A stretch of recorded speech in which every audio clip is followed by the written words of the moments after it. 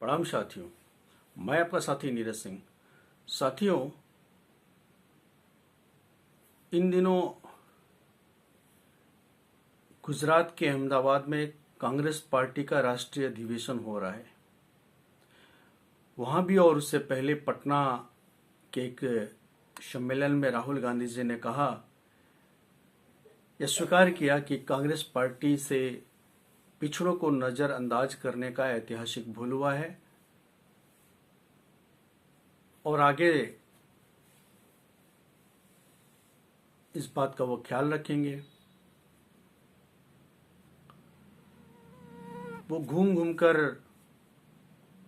यात्रा निकाल रहे हैं, या फिर इससे पहले भी जब बिहार में जातिगत जनगणना हुई उसको तो उसे राष्ट्रीय स्तर का विषय बनाने का प्रयास किए, आवाज उठाते रहे, करते रहे हैं।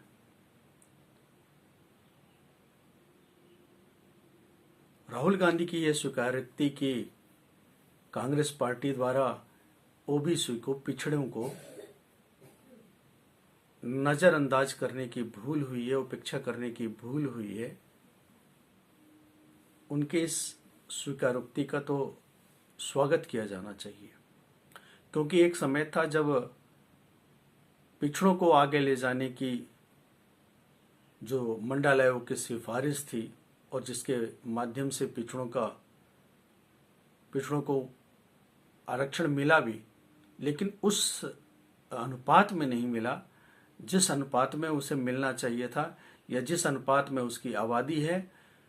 1931 की जनगणना के आधार पे ऐसा माना जाता है कि पिछड़ों की आबादी 54% है उसके अनुसार, क्योंकि उसके बाद से तो राष्ट्रीय स्तर पे कोई जातिगत जनगणना हुई नहीं। बिहार में पहली बार हुआ पिछले दिनों। उसके आधार पे बिहार में जो आरक्षण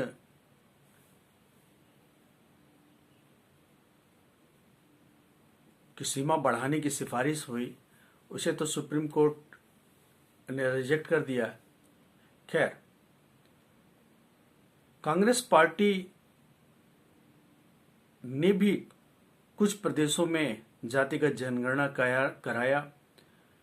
तेलंगाना में तो इसकी रिपोर्ट प्रकाशित हुई, लेकिन कर्नाटक में जातिगत जनगणना कराने के बाद भी उसकी रिपोर्ट को प्रकाशित नहीं किया जा रहा है, क्योंकि वहां खुद कांग्रेस पार्टी के मुख्यमंत्री और उप मुख्यमंत्री में आपसी मतभेद है, विरोध है। वहां के उप मुख्यमंत्री नहीं चाहते कि वो रिपोर्ट प्रकाशित हो। तो कांग्रेस पार्टी को या राहुल गांधी को सिर्फ बोली के द्वारा नहीं, बल्कि धरातल पे भी उसे उतारने का हिम्मत दिखलाना पड़ेगा, साहस दिखलाना पड़ेगा।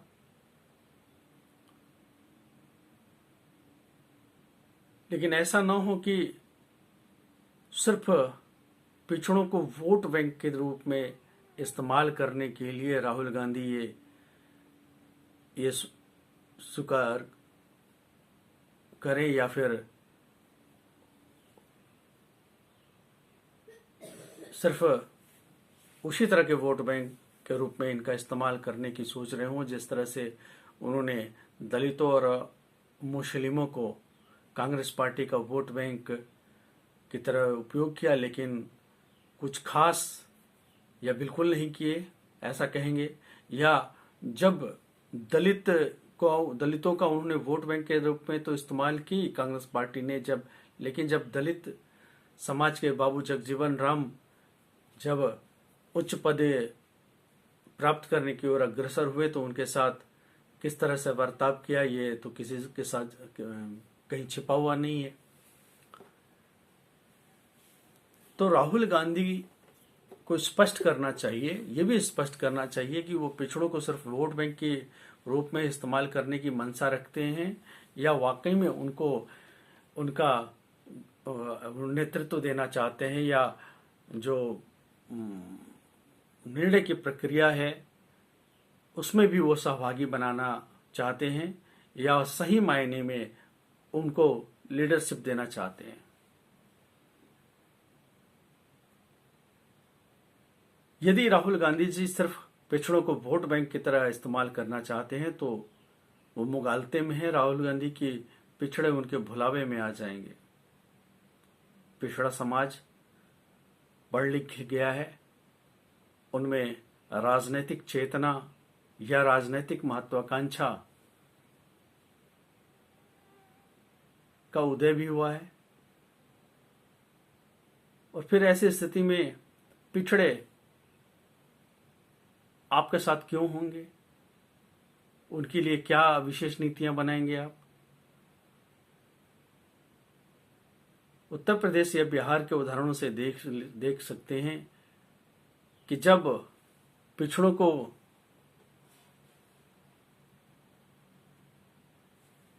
अधिकार देने की बात आती है या दायित्व देने की बात आती है या नेतृत्व देने की बात आती है तो उससे आप पीछे हट जाते हैं।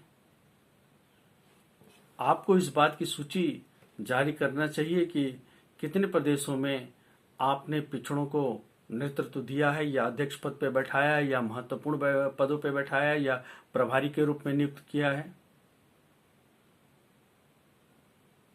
या चुनाव में कितने पिछड़ों को आप टिकट देते हैं। अभी जो लोकसभा चुनाव हुए उसमें उत्तर प्रदेश और बिहार को जो प्रत्याशी दिए बिहार में, उनमें कितने लोग पिछड़े लोग थे। अभी आपने बिहार में नेतृत्व परिवर्तन किया। एक सवर्ण समाज से आने वाले अखिलेश प्रसाद सिंह के जगह पे राजेश राम जी को आपने दायित्व दिया है, ये तो मान सकते हैं, स्वागत कर सकते हैं, लेकिन जो बिहार में आपकी पदयात्रा निकल